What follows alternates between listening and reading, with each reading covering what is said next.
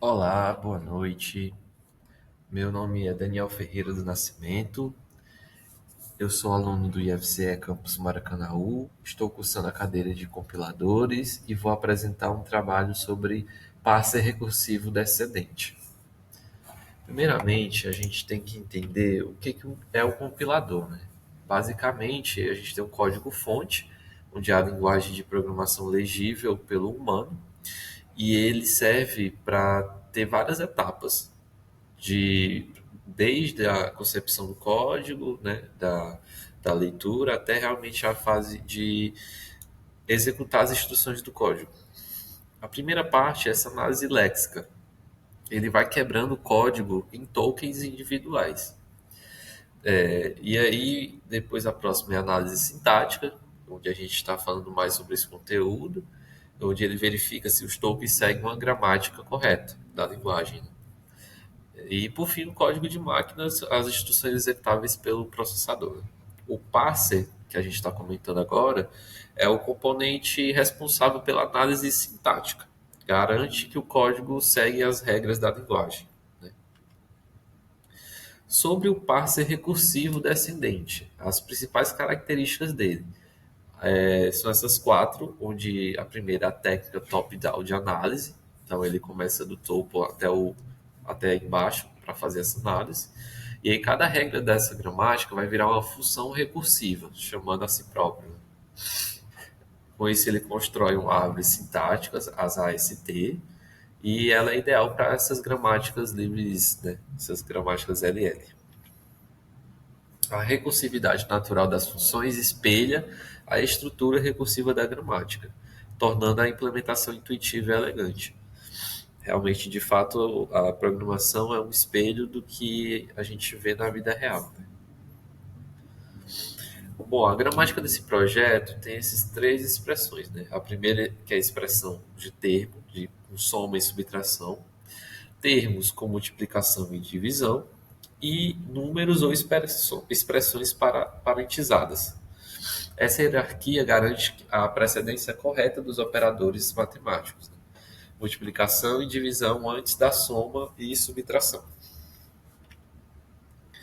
A arquitetura do sistema, pelo menos desse projeto, foi dividida dessa forma. O Lexi.py, ele tokeniza a tokenização do código-fonte em elementos básicos. Essa parte não vai ser necessária no projeto por conta que já foi disponibilizado essa tokenização, já foi pré-definido. O segundo, que é o mais importante, o principal, é o parser.py, onde tem as funções recursivas implementando regras da gramática. É lá onde a gente vai realmente, de fato, fazer as verificações. E o main.py é a execução dos testes, demonstrações na práticas. E nesse projeto eu optei por colocar esse main.py diretamente no parser para facilitar a minha implementação, o meu projeto.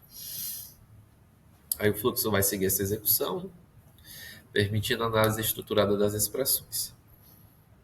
Funcionamento na prática. Primeiro vai ter a tokenização, né? Vai separar o código em partes, tokens. A análise sintática, onde ele vai validar as regras da gramática. Depois ela vai construir as ASTs, as árvores, respeitando a precedência. O resultado é a estrutura hierárquica da expressão.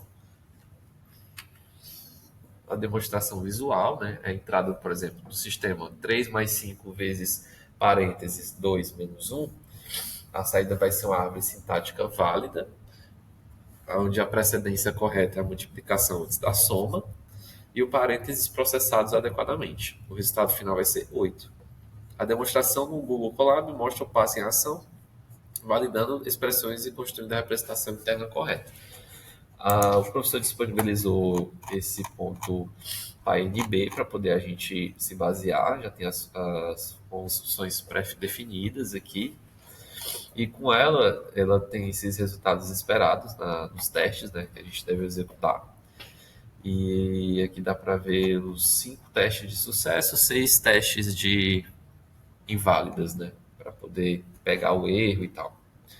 Partindo para o código, eu basicamente juntei toda a lógica que estava disponível nesse código e fiz a implementação do parser Então ficou algo bem extenso mesmo. Não sei se eu consigo mostrar tudo, mas o modo pânico também é uma das definições desse projeto. O token já foi fornecido, o próprio parser está aqui, ó, o método de parsing. Ele está bem comentado, então dá para saber as diferenças entre cada bloco de código, né? As expressões, a função de entrada, a visualização da ST, aqui onde ele vai montar a árvore de fato, né?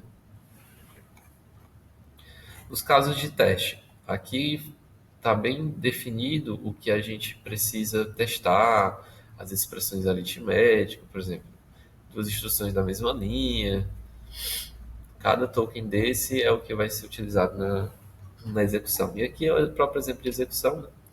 Onde vai ter o caso, o resultado do erro sintático, se não a ST parcial, ou se não a árvore construída.